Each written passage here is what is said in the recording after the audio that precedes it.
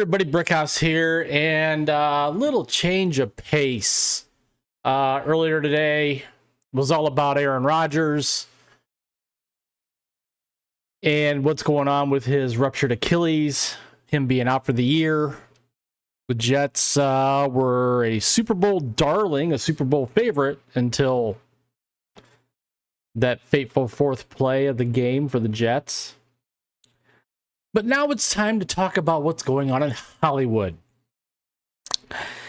And it was announced on, I believe, Sunday,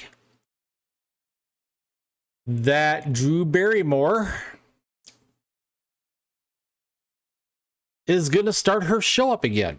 In fact, it's going to start up this coming Monday, September 18th. Now, she's getting all sorts of flack from actors, writers, mostly on social media. Go figure.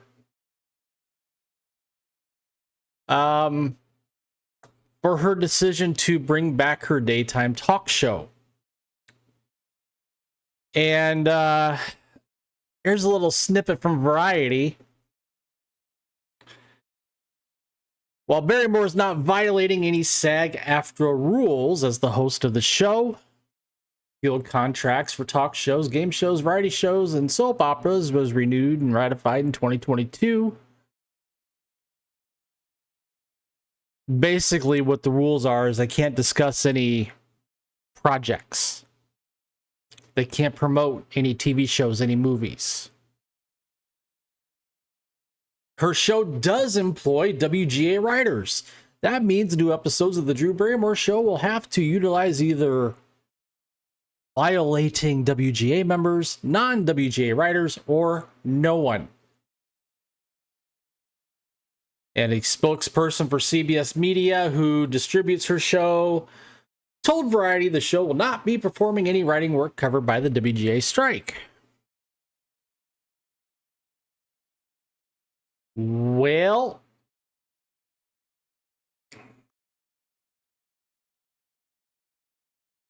she's getting just run through the ringer. Felicia Day, TV personality. So who's writing her opening monologue and literally everything else on the show when it starts up again next week? Scab writers? Oh, gross. Gross. This is incredibly disappointing.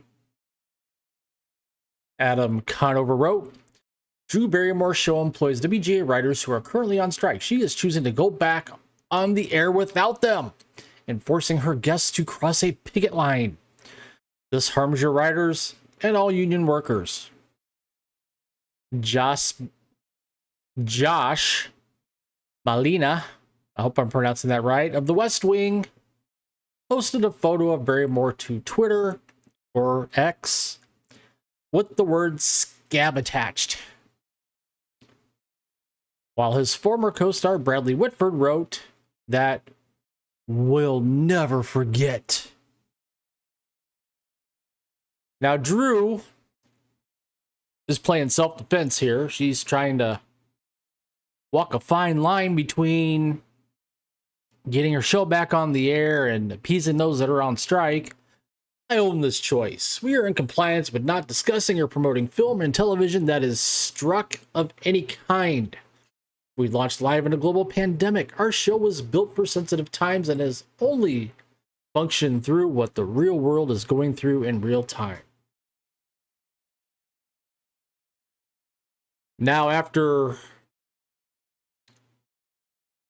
her announcement, the Writers Guild of America East shared a statement. The Drew Barrymore TV show is a WGA covered struck show that is planning to return without its writers. The Guild has and will continue to picket struck shows that are in production during the strike. Any writing on the Drew Barrymore show is a violation of WGA strike rules. So we got Lonnie Love for giving Drew Barrymore heat.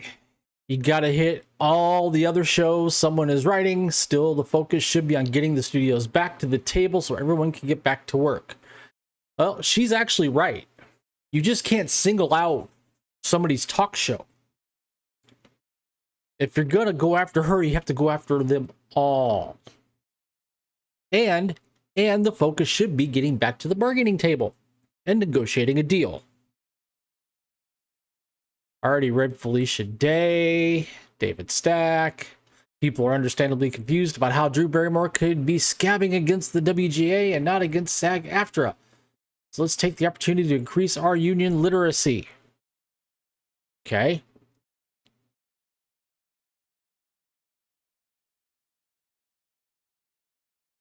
Since the strike prohibits studios sending them out to actually promote work, I plan to heavily side-eye every single famous actor, friend of Drew Barrymore, who comes to sit on her couch and chat about skincare or their childhoods while their fellow union members are out picketing.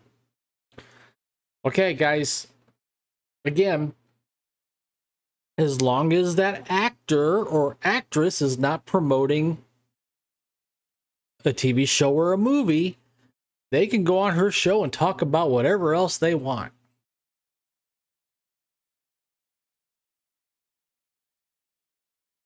Oh, you own it for sure, Drew Barrymore, and well, I read that one already. Not so, Joss Molina. So there you have it. Drew Barrymore makes a decision to return her show to live TV, and she gets just blasted by the Hollywood left. And this is what they do. This is what they do, folks. See, in politics, if somebody would do something questionable or step out of line a little bit, those on the left would circle the wagons around that person. But when you're talking about woke Hollywood, if somebody steps out and gets out of line, guess what? You're now the enemy. We're going to attack you. We're going to tear you down. And that's what they do. Look what happened to Ashton Kutcher and Mila Kunis.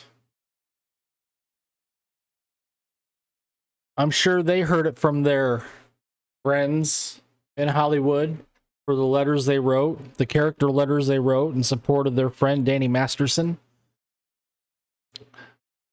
But those on social media, they didn't like the fact they were supporting their friend, and then they come out and do this insane, asinine mea culpa apology that wasn't worth the video or words that were coming out of their mouths. But this is what happens, folks, in Hollywood. They turn on you on a dime.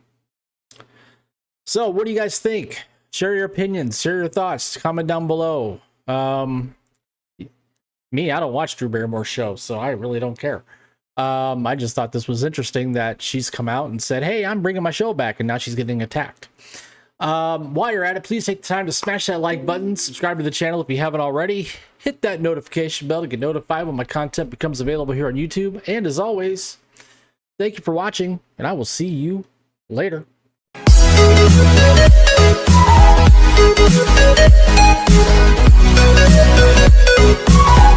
We'll be right back.